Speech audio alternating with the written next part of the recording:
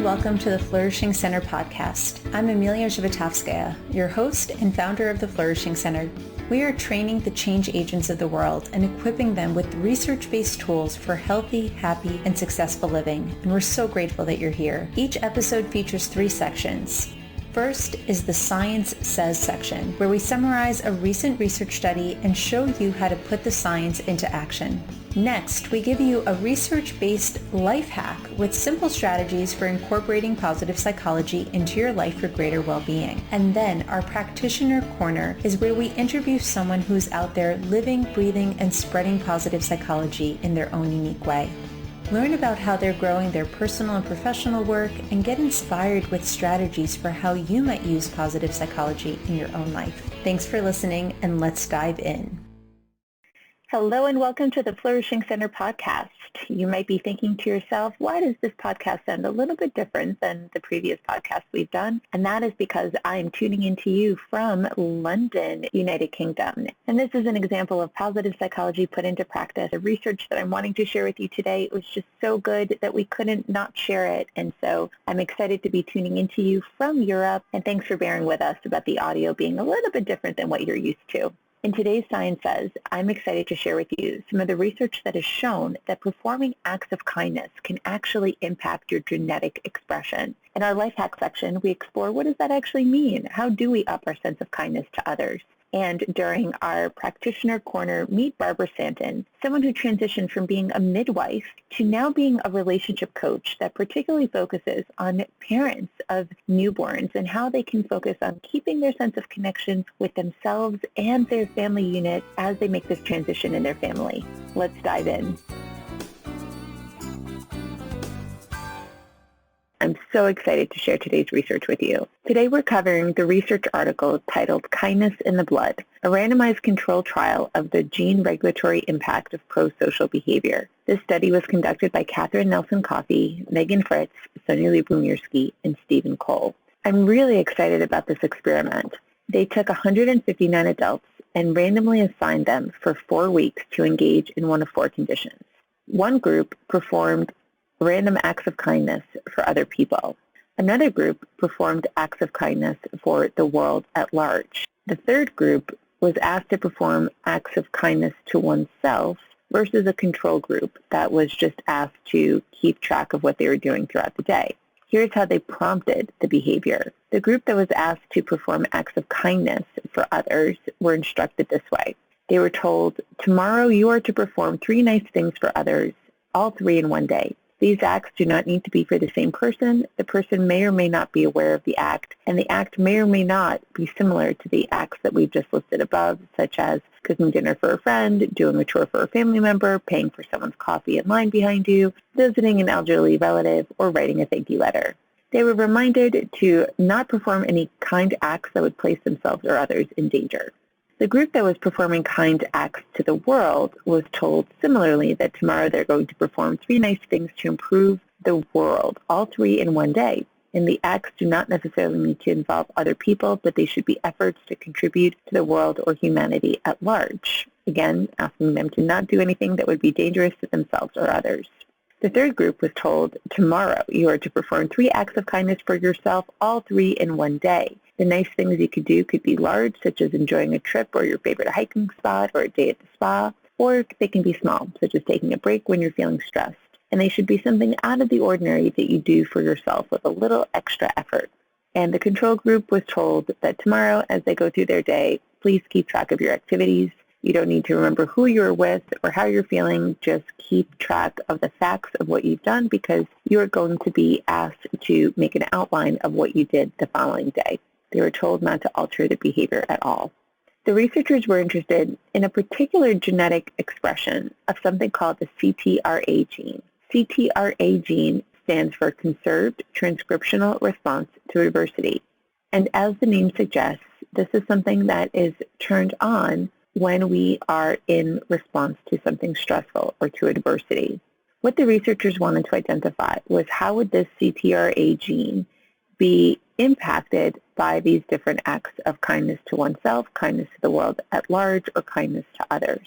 The researchers were looking at specifically 53 CTRA indicator genes that in the past have been correlated as indicators of stress within the body. So it's not any one gene in our body that says, hey, this is a gene that is used for stress. It is a combination of different types of expressions, particularly the ones that relate to inflammation in the body, that they were looking for. They used dry blood samples both at baseline and a week after the intervention. What they found was that engagement in pro-social behavior, which involved acts of kindness for others, led to a reduction of expression of the CTRA indicator gene. Other research studies in the past have also confirmed that we can impact our own CTRA indicator gene expression, that other things that tend to downregulate that particular gene are things like meditation, yoga, and cognitive behavioral stress management, things that reduce our stress response. The research shows that compared to baseline, that at 1 week after the experiment, the group that had the largest decrease in their CTRA gene composition was the group that performed acts of kindness for others. Though groups that performed acts of kindness for the world or for themselves or for the control group did not see this dramatic decrease. And I think that the part of the reason for this is we really want to emphasize the importance of connecting to individuals, being social. And when you're doing nice things for the world, you might feel a sense of positive emotion from that, or you might feel that you're connected to the world at large, but there's a lot of people in the world to connect to when you're performing that type of act of kindness. Whereas when you're performing an act of kindness for an individual, you get to see this direct impact, this direct relationship of what you're doing and how it shows up for them. Thus, this research suggests that it's so important for us to feel connected to others. And when we are performing acts of kindness for ourselves, we may not be feeling that sense of connection for others because we're focused on ourselves. However, when we put this focus onto others and away from ourselves, it makes sense why we would have such an increase to our well-being, because we humans are social creatures.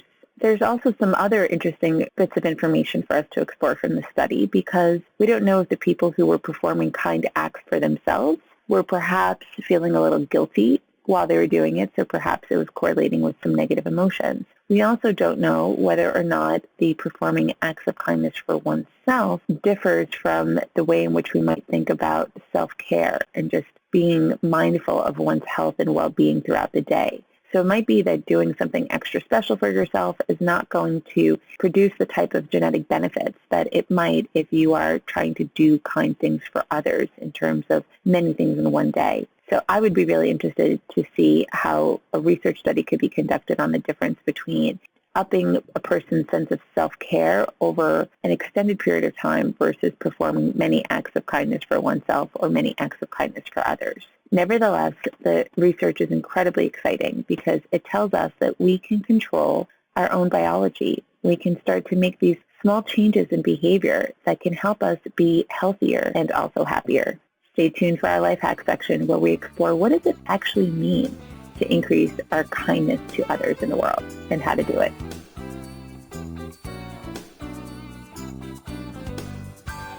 Today's life hack is all about how to increase your sense of kindness to others. On the one hand, we would say this is a no-brainer, just do more nice things for others. But the key is to learn from the people for whom acts of kindness comes naturally and one of the main ways in which they increase their sense of well-being in the world. People for whom kindness is one of their top strengths often see it not as just something that they do, but actually a lens through which they see the world. And I think this is where we can actually get the most benefit from performing acts of kindness. It's not just about doing kind acts for others. It's actually a lens through which we see the world. It's being other-centered and thinking of others. The Dalai Lama says that when we think of others, our mind expands.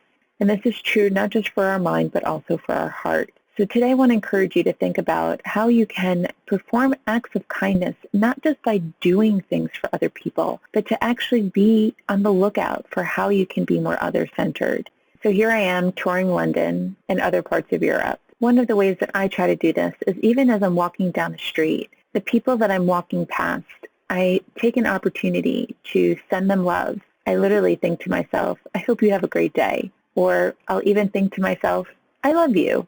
for no other reason than they're humans and they're walking past me. And I find that when I'm able to do this, make these little teeny tiny moments of connection, I'm more focused on how I can be connected to others. When I'm viewing life through this lens of kindness, the opportunities to be of service tend to pop right out at me. They become very obvious, and it's very natural to want to be of service. And so kindness is not something you do. It's a lens through which you see the world. It's being on the lookout for how you might be able to make those moments of connection on a moment-by-moment basis, day by day, as opposed to thinking about it, another item on your to-do list that you check off, yes, I performed 3 acts of kindness today, and my work is done. So as you go out into the world today and you take some time to think about how might I be of service to others, or look at the people that you meet and consider extending a kind thought or a warm wish to them. Know that you're contributing to your own health and your well-being, as well as creating a world where people are more connected to one another. Next up, listen to Positive Psychology in Action with our Practitioner Corner. Hello, everyone, and join me in welcoming Barbara Santen. She is a coach for women in relationships from Toronto, Ontario. We're so excited to have Barbara here with us to learn more about how positive psychology is being utilized in coaching and how she is helping people create thriving and flourishing relationships. Something that you might not know about Barbara is she is an avid acro yogi. And if you're not familiar with acro yoga, it is this profoundly impactful way of doing yoga that combines doing work with partners or within a group setting and is all about cultivating communication and partnership using people's bodies. I'm a huge fan of acro yoga. I think it's so cool that Barbara is a practitioner. Thank you so much for being here, Barbara. And tell us, how did you get started in positive psychology?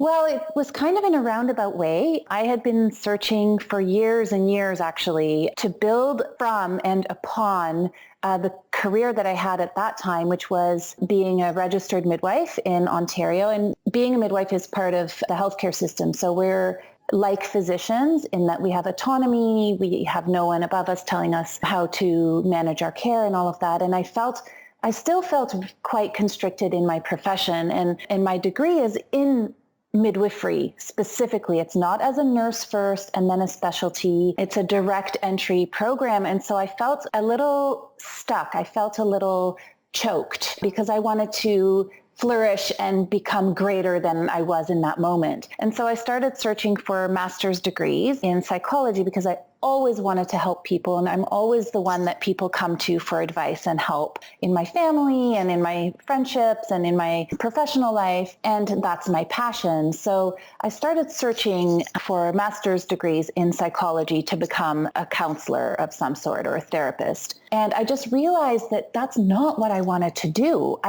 Just as midwifery is sort of a positive aspect of medicine, so although it's very complex and there are complex parts to it and management and sometimes scary things that have to happen, it's mostly a positive and a growth experience. And mainstream psychology and psychotherapy was more like helping people get back up from something really terrible. And I was like, but what can I do? What can I do? And I hadn't really understood much about coaching or anything like that. And so long story longer, I stumbled upon the University of Pennsylvania through my partner. Actually, I was there for a 20-year reunion. He graduated from that university in something else. And I met someone who had completed the master's degree in applied positive psychology. And from there, I just started researching, and I was so hungry and devouring all of the positive psychology stuff that I stumbled upon. It just so happened that very weekend that I was at UPenn, that very weekend, a certification program in applied positive psychology was commencing. As I was not in Toronto, it was starting that weekend in Toronto with my now good friend, Louisa Jewell, who was presenting that course. And I emailed you, Amelia, right away. And I was like, I was ready to make a compelling sort of argument for allowing me to enter the course late. And I think we went back and forth a little bit. And you had said right away, yeah, totally. Like you're in, like no worries whatsoever. And so I decided to go for it. And that's how I completed my certification in positive psychology. And it's the best course that I've ever taken in my entire life. It completely changed the course of my life. And I'm on a hugely new trajectory now, thanks to the world that opened up for me. Thank you so much for sharing that story, Barbara. And we're so excited that you are offering yourself and all of your wisdom to others. And tell us more about your actual practice of what you offer as a result of having had done the positive psychology training. As I said, I had always wanted to do more with my degree and my knowledge. And in my practice as a midwife, I saw so many couples who were so happy and so excited to have this baby. Then I would bring them through the birth, the labor and the birth, and then they would literally be sitting there with this baby and life would take over taking care of this child. Here, our model of care is that we take care of the woman and the baby for 6 weeks after. And so for the 6 weeks after that, I would go into their homes and do home visits and help with breastfeeding and help with all the clinical stuff. And I would see them kind of looking at each other like, wow, I don't remember who you are. And so I would have to leave them at the 6-week mark, and then they would go off and get a family doctor, and I wouldn't see them again. And I always wondered, like, what happens to these relationships? And I really felt deeply that I wanted to help them beyond that point. And so I thought, what better way to do that than go off and learn about coaching and how to even just do that, because I'm from a medical field. So all I know is how to see something medical and fix it. I didn't really know at that point how to be a coach. So positive psychology helped me understand what coaching could look like. And it helped me understand the sort of the tools and techniques that we need to flourish. And so I started applying those tools and techniques to slowly but surely to some clients that were my guinea pigs, I call them, to help them sort of get through that initial period in their relationship that's really crazy with a new baby. And when I saw, some things didn't work, some things did work, some things worked at the beginning that didn't work when the baby was older, some things worked only after about 3 months and didn't work in the beginning. So I started dabbling in that, and like mindfulness, self-care, gratitude, expressing gratitude to your partner, never mind feeling gratitude and doing a practice of gratitude daily about what you have now. And so slowly but surely it has flourished into a thriving coaching business where people are knocking down my door and people are like, can't spread the word enough. I had no idea that this would happen, but I'm glad it has, because I feel like I'm actually contributing to their lives in a really positive way. Wow, that is just so incredible, Barbara. And I could feel the potency of you saying things like, here are two people that just birthed life into this world. And then after going through so much intensity together, this element of not even recognizing one another, such a powerful gift to give them that connection of them having a space to reconnect. And I'm so passionate about what you're doing, particularly because there isn't much out there for couples by way of a professional environment where they can build their relationship. So couples go to couples therapy when something is wrong, but the things that end up going wrong are made up of these micro moments of disconnect. And the fact that you're giving them tools to learn those micro moments of connection, and this idea that they can make little contributions every single day to filling their buckets rather than only having their buckets be tended to when they're empty, is just such a huge gift to be giving people. Definitely. Thank you. And that's exactly what my mission is to build upon what's working and to catch people before they go into that despair sort of broken place and then need fixing, to catch people when they've had the thought, wow, something's not working. It's not broken. It's just, I would like more. I want to flourish instead of just function. It's exactly what I love to bring to my clients and couples, for sure. Thank you, Barbara. And Barbara, I'm curious, what are some ways in which positive psychology has personally supported you in overcoming some of the challenges that day-to-day life brings? As a whole, just like the perspective that it takes. Like I said before, it's what I loved and what drew me and still draws me to positive psychology is the concept that we don't need to just be neutral and be like, okay, I want to flourish. I want to flourish in every area of my life. I want to flourish in my relationship, my primary relationship. I want to flourish in my relationships with others, my children, my colleagues, my friends, the barista at Starbucks. My mission in life is to flourish every moment that I am alive. And I feel like positive psychology opened up the world of that possibility. Ever since I learned 6 months of intensive learning, I've just built upon that. I'll go back into sort of the neuroscience of emotions, which I learned. I don't remember what module that is. I'm sure you know it off the top of your head. But I too. Okay, there you go. And that was just like, what? Actually, we can change our emotions by just moving our body or by just focusing on what we want instead of what we don't want. And so those practices have built upon themselves within my every single day from the moment that I learned about positive psychology. And there is such a wealth of knowledge out there. I think I will never learn everything as long as I search for more information. There's just so much. And that in and of itself is exciting because I'll never feel stagnant, which is death. Right. Mm-hmm. Well, luckily this field is ever expanding as well, which is also what makes it so exciting, is it's just constantly growing. Right.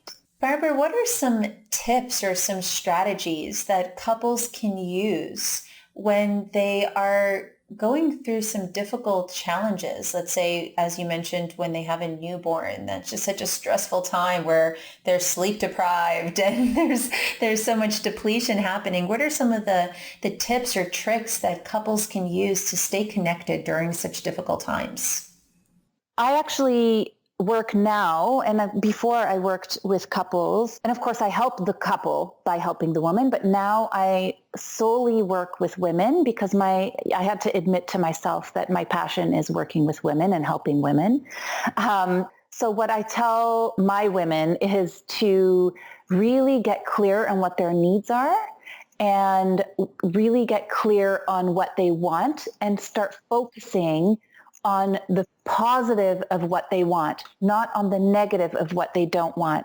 Because whatever we focus on grows and flourishes because it's getting energy. So that's one thing. And included in that is gratitude. And I know there's, in positive psychology, there's a huge study on gratitude and how that can transform people's lives. Gratitude for anything and everything that's happening in her life in that moment to help pull her out of whatever state she's in because of lack of sleep, because of lack of nutrition, because of, pain, because of a screaming baby. And so that can then trickle into self-care. When we're feeling grateful and we're in a more positive state, we're much better able to take care of ourselves. And that is actually the number one key to getting through the sort of first 3 months. I mean, there are different stages, but, immediate newborn, the first 2 weeks you're in a fog and it's insane. You don't even remember which way is up. But you can mitigate that feeling of feeling out of control by really just focusing on everything that you need that you can do besides what your child is demanding of you. So your child is very demanding, and then don't also try to do all the laundry and all the cooking and have makeup on and high heels when your husband comes home and then expect to not get postpartum depression, right? So really focusing on getting enough sleep, which there's a whole science behind that in neuropsychology and neurology. around not getting enough sleep and the connection to depression and all kinds of ailments, literal physical ailments, and enough nutrition. So all of those things. It's not so simplistic. Like some of your listeners might be like, yeah, obviously, but you'd be surprised how quickly the demands of a newborn can make you just completely forget about what you need. And I teach the woman to teach that to her partner in a way that's not bitchy, in a way that's not demanding, in a way that's not complaining. And so all of those kind of life skills will set them up for success in their future relationship with this now child in the middle.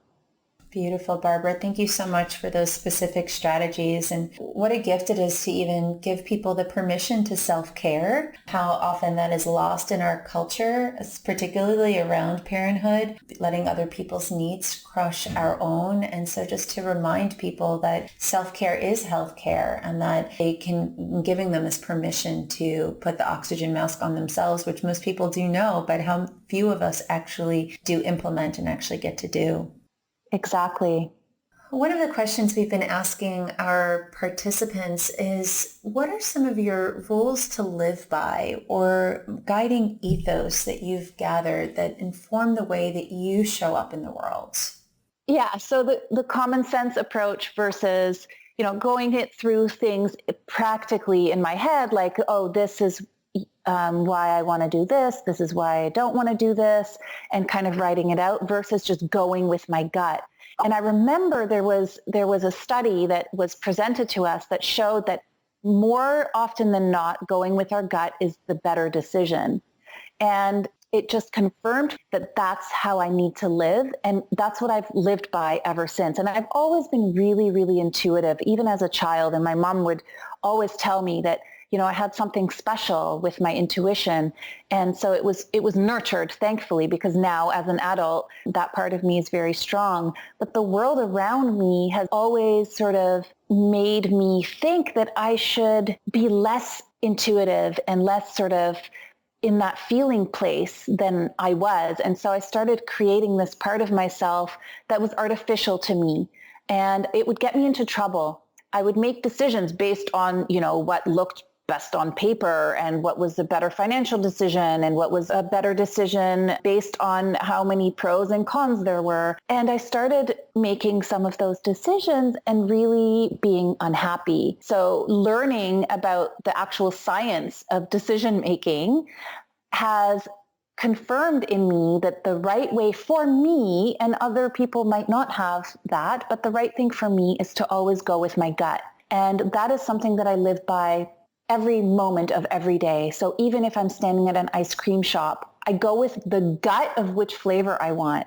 And that's a simple thing, but that's what I teach my women is you start feeling unease when you're not living by what your gut is telling you need.